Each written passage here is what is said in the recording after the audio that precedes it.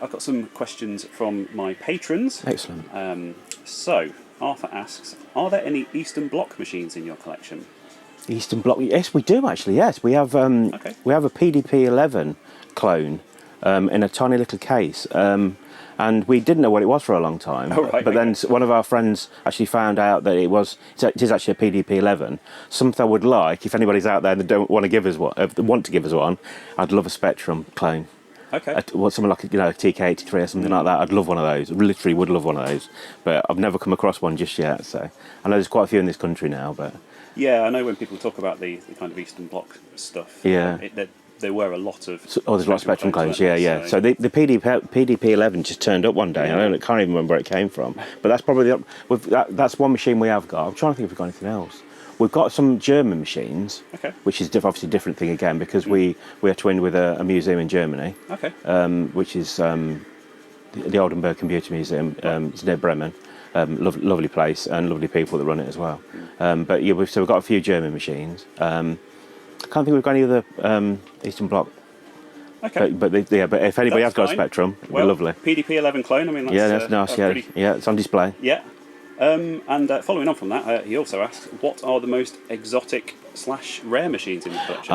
So this is great. That's a great question. So we've got quite a few rare machines. The rarest machine, easily, by any stretch of anybody's imagination, is the Commodore CD1200. Yeah. And we found that in a dusty barn, not that far from here, probably 10 miles away from where we're actually standing right now. And we did actually buy that. We had to pay for that. But in hindsight, it was a good move. We've since been in touch with the person that designed it, a lady called Beth, and thanks to David Pleasance, of course, because he put me in touch with her. Name dropping. Got a name drop. I've now found out she's coming to the UK. The lady that designed it. So the CD1200, which if you don't know what it is, it's a CD drive as you plugged into the Amiga 1200. But gave it full CD32 compatibility, which was sort of done anyway a little tiny bit later on, but this would have given it a Kiko chip, a new version of the Kiko chip as well. It would have been pushing, and it would have pushed the CD32 sales up as well, because more people would have developed for the Amiga side of things. So, but unfortunately, there were only so many prototypes made. Ours is number 2. Revision 0. Right. We believe that all the rest of them are gone. Right. There may be another one in existence, but we do believe that that's probably certainly the only one in the UK. Literally a one-off. Literally one-off. We've actually had it sat next to a C65 at one point, which was lovely. Nice. So 2 really rare machines next to each other. I think that's probably that is insured separate to the rest of the kit. So the value is priceless. Yeah. Technically, we've insured it for $250,000. But it's priceless. Is it working? Have you had a chance to We can't test it because it's got a piece missing. Right. So we're hoping when Beth turns up, she may be able to point us and either... I know she's got some schematics for it, and she showed me some of them. So I'm hoping when she comes, she might bring them with her and at least show us what we could have add. Or, I mean, I'm not overly fussed about it working because it's more of a display thing. I mean, if we could plug it in and could use it, blimey. That would be a coup. That'd be a very proud day for us. I think because the fact that we've got it is just wonderful. It's. I have been offered a lot of money for it, but I wouldn't take it. It's part of the collection. It won't be going anywhere. That's the thing. You don't want it to disappear off into someone's private collection. No. That's it. I mean, that's another good thing. I think why we succeed in what we're doing, because we're not scared of showing some stuff off, and we've got some rare software. There's probably games on that shelf that were with. Yourself, some of the Atari games down there, the Jaguar games, some of them are worth a fortune, but, you can't be too precious about it. No, exactly. So, I have a question from Tieman. Right. And it's a financial question, so you don't have to answer it if you don't want to. But just kind of the monthly maintenance cost, obviously the cost for kind of running the museum and that's a good question. Repairs, that kind of thing. So we to break even. Obviously that's all we can do because we're a charity. We don't want to make a profit. We need somewhere between £35,000 and £40,000 a year. Right. Okay. And that would cover the rent, It would cover. We don't pay any wages because we're all volunteers, so we don't get any. We don't get anything from that sort of things. But we have to pay, normal things, gas, electric, and obviously with the prices going up, it's not helping our figures. But as long as we sort of make that sort of figure, which touch wood we've managed to do that so far, it's been all right. But yeah, that's sort of around that sort of figure. Yeah. Yeah, that's.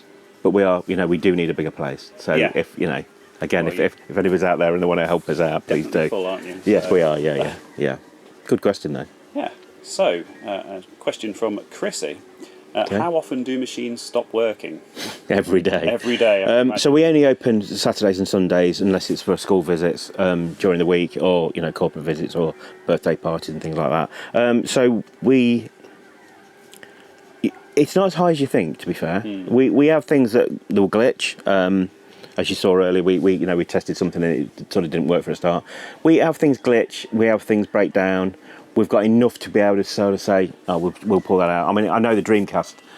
We've got one of the SD card readers in one of our Dreamcasts, and it failed yesterday. Right. And I know what's caused it. It's the power supply, because the power supplies do fail. So what we did, just took another Dreamcast that we know where the CD-ROM doesn't work, took that out, put the SD card in there, and it touch wood, it's working today. So we tend to jump on things, and we've got our own workshop. So if things break, if it's a really rare machine, then we will try and fix it straight away. If it's a machine that we've got a few versions of it, or a few copies, we won't. We'll put it in ready to repair, but we'll repair it in our own time then. So yeah, again, it's not as often. Things break down, but not as often as you would think, because some of it's over 40 years old. Yeah. I mean, one of the most reliable things is the Atari 2600. Yeah. They're amazing. Well, they're indestructible. They're literally indestructible. I mean, the one in there, the only thing that's ever been done to it is we composite modded it, and that's it. Okay. Never repaired anything on it, and I've repaired switches before and things like that, because they obviously do go as well. But that's it. Yeah. So no, it doesn't. We don't have things fail. Not that often. No, I suppose if it's lasted 40 years, it's reliable. Absolutely. Yeah. They don't make them like they used to. No, good question that one. And following on from that question, obviously you have a lot of original CRTs on We do. your machines. Are they generally reliable? And Yeah. I mean, we've again. Because we don't keep turning them on and off all the time, we turn them on in the first thing in the morning, and then by we close at 3:30ish. So they stay on all day. I think if we were switching them on and off constantly, I think we have more issues. We have one go occasionally. Yeah.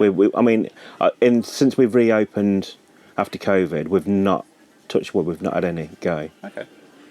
We do like CRTs. We've had a couple donated recently as well, so that's always good.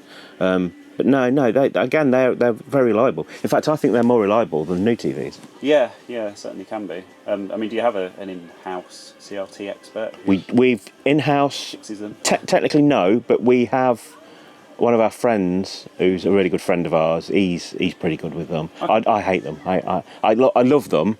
But it scares the bejesus. I'll touch anything else. I'll surface mount stuff and everything. I'll do some soldering, and I can do all that sort of things. I can repair stuff. I can repair Spectrums, ZX81s, and 64s and things like that. But when it comes to CRTs, they do scare me a little. Yeah, no, that's fine. It's a healthy thing to be. Yeah. We've got some Vectrexes that need looking at as well. We've got some like 7 Vectrexes. Oh yeah. And at least 4 of them don't work because they've got the lot. It's usually the. It's just something simple, and it's all off-the-shelf parts, so we might be able to repair all of them. I'm hoping. I'd love to get 7 Vectrexes all in a row, all turned on. But again, we don't have much fail there either, really. And finally, yes, fun question from Chrissy. Yeah. What do you have more of, Amigas or Atari STs? Oh, that's a great question. And having been and seen your storage unit, I'm not sure. I'm going to say a lot of both. We've got a lot of both. I would say, if it was Commodore versus Atari, I would say Commodore. Okay. But I'm still going to say Amiga, because the various models of Amiga we've got. Yeah. Because we've got 500 pluses, 600, 1200s, 2000, 1500, 2000s, 3000s, 4000s. CD TVs, CD32s. The Ataris, but we have got the 260, which is quite rare. Yeah. So we've got the 520s and 1040s, but we've got... Do you know what? It's difficult. No, I'm still going to say Amiga, unfortunately. I'll say Amiga. Unfortunate. Yeah. We've got a lot of different STs there. I mean, that's one job that needs doing. That's another, there's a lot of STs there that I think we've got every model, but I don't quite know. Okay. But that's great. Another great question. No. But you are working on cataloguing them. We are, yeah, we are, yeah. Soon. Yeah, yeah. I don't think the catalogue is up to date enough to be able to. I'm still going to have to say Amiga. Okay. I think. Yeah. There you go. It's very close, though. I think it'd be quite close. Closer than I think. Interesting, yeah. Good question. Another great question, that. Thank you for that. Bunch of clever people, my patrons. Absolutely, yeah. Brilliant. Well done. Cool. Well, thank you very much. Thank you.